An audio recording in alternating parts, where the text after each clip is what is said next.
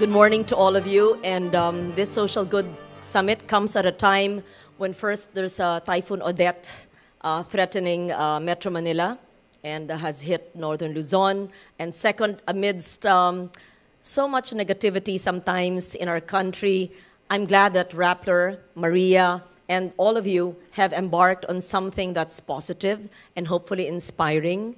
And it's not so much us teaching you, but we learning from each other.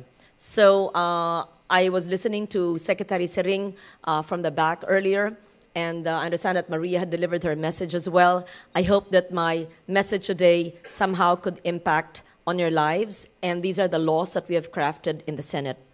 So I would like to acknowledge Maria Ressa, CEO of Rappler, and Secretary Sering, and all of those responsible for the Social Good Summit. And I hope that this can continue every year and perhaps more frequently so that this goodness can reverberate throughout the country.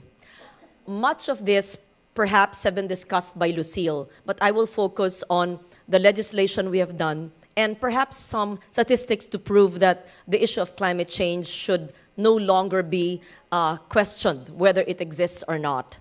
We know that climate change has become the greatest humanitarian and development challenge of our time. In fact, I even say that it should be considered as a national security issue. A 4 degrees Celsius world may have seemed impossible if we talk about 20 or 30 years ago. There are many young ones here, and perhaps when you were born, you never expected that the issue of climate change would merit a whole day session, such as our summit today. The World Bank warns that we are in fact nearing a crisis that, if not responded to proactively, will continue to endanger the survival of our generation and the next generations. That's a quote. I can't tell you all the quotes so that I will not be charged with plagiarism, but in my speech, for which you have a copy, I want to make sure, because it's all footnoted, like in a privileged speech. I just want to make sure, okay? Then you, so later on, both hard or soft copy, my quotes are footnoted, okay, just to be sure. Why are you laughing? I'm usually a very serious person. I have never made my audience laugh. And it wasn't meant to make you laugh, but I'm amused that you're laughing. In 2011, the Philippines was the world's most disaster-hit country. According to the Center for Research on Epidemiology of Disasters, or the CRED, there were 302 disasters from natural hazards worldwide. 33 of them occurred in the Philippines. These disasters from natural hazards cost the Philippines 26 billion pesos in damages and displaced 14 or 15.3 million people. Is the UNDP represented here? I think the UNDP would be able to ascertain these facts. In 2012, the single deadliest disaster in the world was Typhoon Bofa, or as we know it to be, Pablo, which left 1,901 people either dead or missing in the Philippines. And up to now, we are trying to recover from that tragedy that hit Region 11, or the Davao-Comval area. Our country accounted for 12.5 million victims of natural disasters in 2012 alone, or 10.2% of total global disaster victims. Let me just backtrack a little. It's not in the picture, so maybe you should stop. Way back in 2009, before the Climate Change Act was enacted, which I filed in 2007, Ondoy happened. Both good and bad. Bad that it happened, but good in a way that people became more sensitized and more aware towards climate change and disaster risk reduction. But why am I mentioning Ondoy? Because Ondoy, the adverse impact, economic impact of Ondoy was 2.7% of our GDP, or according to the UNDP, $4 billion US, which I don't think the government or through donors could have actually come up with such funds. So we ask, what happens if we do not pay for the cost of reconstruction or rehabilitation? Habagat of 2 years ago, walang bagyo nun in Central Luzon. You will recall, sabi nila, inabot ng siyam-siyam. That is a saying ng ating matatanda. Pag ulan ng ulan, wala naman bagyo, inaabot na ito ng siyam-siyam. Habagat was 0.8% of GDP. That was the adverse impact. So we are actually able to see the negative effect of all these natural hazards when we are not prepared. Evidence from the Intergovernment Panel on Climate Change, the IPCC Special Report on Extreme Events, suggests that climate change has changed the magnitude and the frequency of some extreme weather and climate events. We're all aware that typhoons are normal occurrences in a tropical country like the Philippines. We have some 20 heading our way every year. But lately, the occurrence of destructive torrential rains has been increasing even with the absence of typhoons, as what I mentioned, Habagat, and many more. As an archipelago, 70% of our cities and municipalities in the country are in coastal areas. And as a 2013 World Bank report revealed, 74% of the country's population is vulnerable to the impact of natural hazards. These extreme events we are experiencing caused by the warming climate threatens our basic human rights, our right to food, our right to potable water, our right to decent, affordable shelter, and even our right to life itself. It is this human face of climate change that I would like to bring to your attention today. Because many years, in my first term in 98, when I would speak of the environment and climate change, and people would say, tama na yan, hindi maintindihan ng tao yan, hindi gut issue yan, palitan mo na ang iyong advokasya, etc. But I thought that in due time, people would understand that it really is an all-encompassing and gut issue. And I thought that now I would just simplify it on the impact of climate change to various sectors. So climate change actually threatens our agricultural productivity and food security that was mentioned by Lucille. From 1970 to 1990, maybe I have to update these figures, typhoons, floods, and droughts resulted in an 82.4% loss to total Philippine rice production. With continued climate change, crop yield potential is estimated to decline by 19% in Asia, and rice yield in the Philippines by as much as 75% towards the end of a century. Climate change, of course, also threatens public health.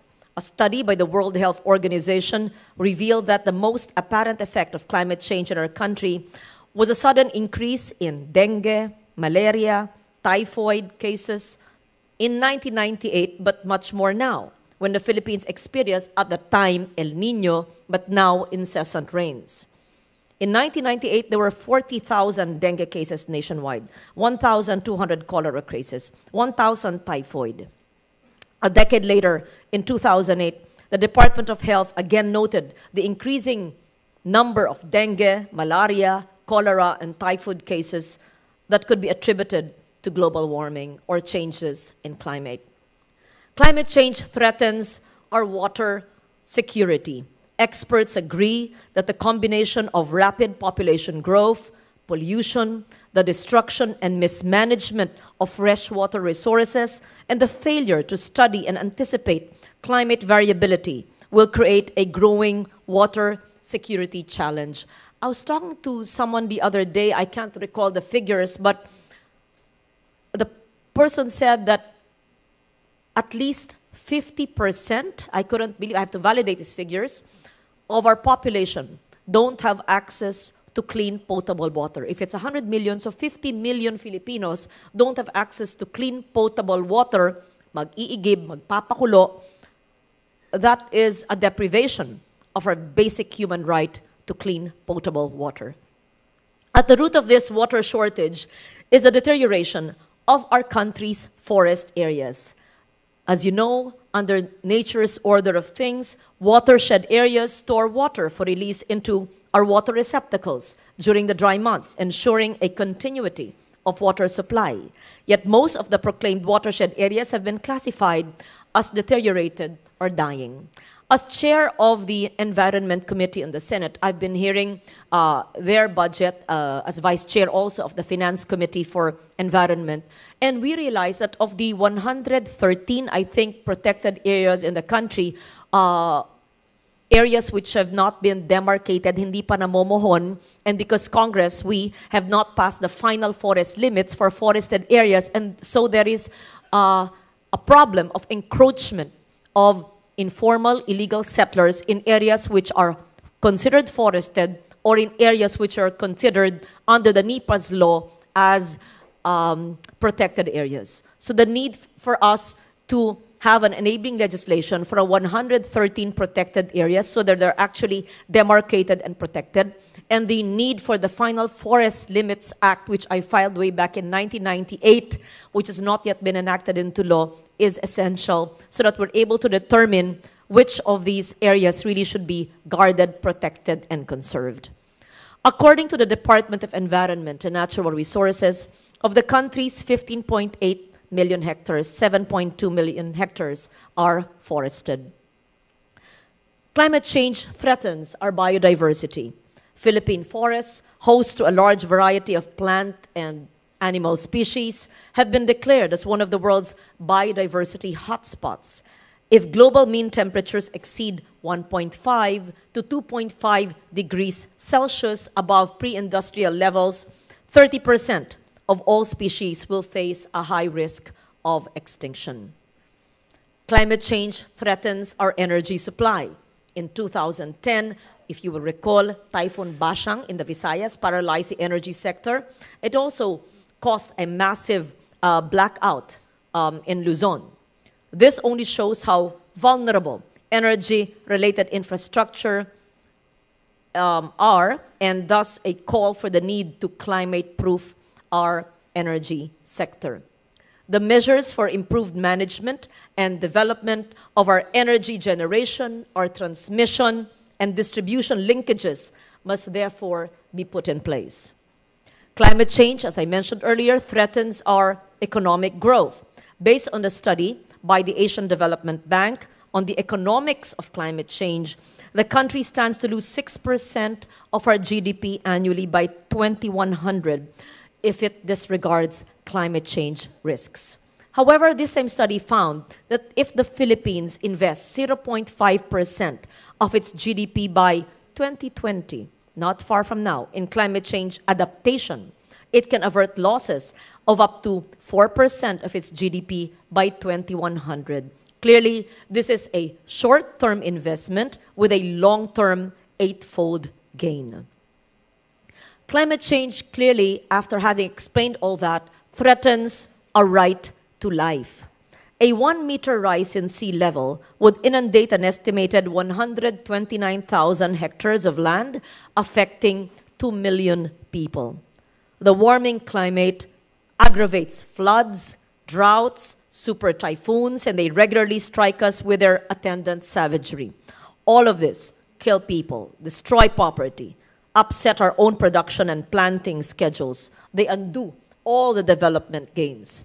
And I think it was Lucille who said in our hearing, while we have had an increase by 1,000-fold of the budget of flood control budget and flood control infrastructure, but it's actually just rebuilding, right? Is that what you said in the hearing? Rebuilding from what was lost or destroyed, brought about by extreme weather events. We should welcome it if there's an increase in our budget for infrastructure, if it's to fortify areas which are not yet affected. Kaya lang it's rehabilitate at reconstruct nung mga nasira na.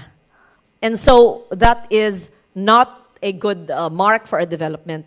Ang ating investment ilalagay pag nasisira lang. There must be an engineering shift in terms of how we must do this so that our limited resources can be focused not just on rebuilding what was lost, but on building and fortifying areas which could be vulnerable as well.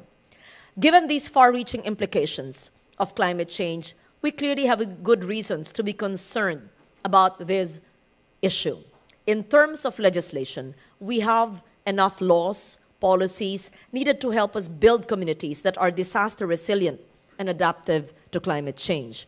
I can just give you a rundown of the many laws already available, and you can actually access them on the website. The Philippine Environment and Impact Statement System, the Marine Pollution Control Law, the Clean Air Act, which we authored way back in 1999, the Clean Water Act, which we authored in 2003, the Ecological Solid Waste Management Law, my baby, RA 9003. I'll talk to you about it later. The Renewable Energy Law, which is so important. The Environmental Awareness and Education Act. The Climate Change Act, which created the Climate Change Commission with Vice Chair Sering and President Aquino as a chair. We have 2 other commissioners, which is mandated, as she said, to do the National Action Plan, to also help local governments in their local action plans. The sister agency of the Climate Change Commission is the NDREAMC Council. I'm sure you mentioned that earlier, brought about by our Disaster Risk Reduction and Management Law, which is the OCD. The Office of Civil Defense under the DND, Department of National Defense, is a secretariat of the NDREAMC Council, which was born by the NDREAMC law. So with Lucille in the Climate Change Commission and her partner, supposedly, the NDREAMC, the head of the OCD, they should help each other because climate change and disaster risk reduction should follow the same direction. They should help each other. And we also had the hearing just yesterday with the OCD, which is a secretariat of the NDREAMC Council. We have a Toxic Substances and Hazardous and Nuclear Waste Control Act, and the act creating the People's Survival Fund, which is the funding mechanism of the climate change law. Because the first time the climate change law was enacted, I had this funding mechanism, but the People's Survival Fund came much later. So the number of environmental and climate change laws is no guarantee for effective action. In fact, the UN has lauded the country's laws on climate change and disaster reduction as the best in the world. However, the UN also noted that the challenge is to translate national policies, plans, and programs into local action with measurable gains. It is now more than 12 years ago since the Solid Waste Management Act was enacted, but the NEDA noted that in 2012, only 9 out of the 17 LGUs in Metro Manila have submitted a solid waste management plan, and only 414 of 1,610 LGUs nationwide, or 25.7%, have complied with the national plan. We need to ask why some LGUs can comply while others cannot. We need to understand what enables action, since only through effective enforcement that these laws gain their true meaning. But there are good LGUs that actually comply. Camotes Island in Cebu, San Francisco, the recipient of a 2011 Sasakawa Awardee of the UN ISDR for their Purok system, where they developed the discipline needed in proper waste management. They actually segregated waste at source, recycled and composted, no trash segregation, and no collection policy. The other one is Hinatuan in Surigao Sur, that's your region. Maybe you know this better. I don't know if that's the same mayor, but they just did simple, the clogging of canals, they cleaned their surroundings, etc. They were the 2010 Zero Basura Olympics champion. We can look also into the experience of a small town in Iloilo, Alimodian. Well, some barangays saw fissures and they followed the geohazard map. To make a long story, linikas ng mayor noon ang mga tao, nung nagkaroon ng bagyo at gumuho, walang namatay dahil siya ay sumunod. So, these are simple, basic, doable things. Barangay Andap, for example, in Compostela Valley, kung alam lang nila na purple yung area ng barangay na yon sa New Bataan, sa Comval, bago man dumating ang bagyong Pablo nung panahong yon, dahil hindi naman sila sanay sa Mindanao ng bagyo, ay sana hindi linikas doon sa barangay na yon, barangay hall, ang mga tao at hindi kailangan namatay kung ang Mines and Geosciences Bureau ay napamahagi ang ating mga pag-iintindi ng geohazard map hanggang barangay level. So the biggest challenge in the fight for a climate and disaster-resilient nation is really to build LGU's capacity to implement our laws, bearing in mind the preferential priority for proactive measures. That's why I asked the MGB, DNR, the OCD of the NDREAMC Council, and Secretary Sering of the Climate Change Commission to work together so that we will have not only regional but provincial up to barangay DRR CCA workshops to engage our people to understand and implement doable laws that we have done. And We know that disaster impact should be evaluated in public investment planning from the national to the local levels. It is imperative for the government to submit to the discipline of disaster and climate risk sensitive development planning. We must also encourage private companies to come up with their own business continuity plans so that business affected by disasters can resume operations in the least amount of time. We can enjoin the media, which you are doing now, to actively assume their social roles, which is actually what you're doing in the Social Good Summit, as public conscience, development educator, change driver, as enhancing public awareness and knowledge as a key to building a culture of safety and resilience. In every disaster, there is a huge opportunity to change the mistakes we've made in the past as an opportunity to move ahead. This will require a new level of commitment and collaboration among government agencies, LGUs, the private sector, media, civil society. Let us start with concrete, doable actions. Sabihin nyo, ano bang pinagsasabi ni Loren? Ano ba ang kayang gawin? Simple po. Clean our drainages. Segregate garbage at source. Clean our rivers. Kung sino ang mayor, sagot mo ang basurahan sa lugar nyo, sagot nyo ang ilog nyo, sagot nyo ang iyong waterways at esteros. I'm doing helping in the implementation of the Supreme Court decision on the cleanup of Manila Bay. I know that it is a gargantuan task, but we intend to meet with the head of the task force designated by the Supreme Court, that's Justice Velasco, with the 13 agencies that have a budget to clean up the bay. That's a different story. I see my wrap-up sign here. That's not part of my speech. I just wanted to tell you about that. Ano pa ang pwedeng gawin? Plant and grow more trees. Sabi na, ginagawa na yan, but plant more trees and really stop all forms of cutting. On every vacant lot, plant trees. Set up rainwater catchment basins so water is stored during the rains and used during the dry season. Update our dam protocols dahil marami ang namamatay pag tulog ang tao at nagpapalaya ng tubig na wala naman early warning na sapat sa mga tao na nandun sa downstream. Remember, ang mga dam na ito ay hindi dapat kalaban ng tao dahil ang mga dam ay dapat makatulong para magkaroon ng enerhiya, magkaroon ng tubig at irigasyon. Hindi para makapatay ng tao kung hindi updated ang ating mga dam protocol. We must also relocate, that's political will, our urban settlers living in vulnerable places to safe and livable areas. The forces that threaten our people and the development of our country must be met with resolute will and sustainable solutions. Strong political will at national and local levels can help bring about the big change we want to see.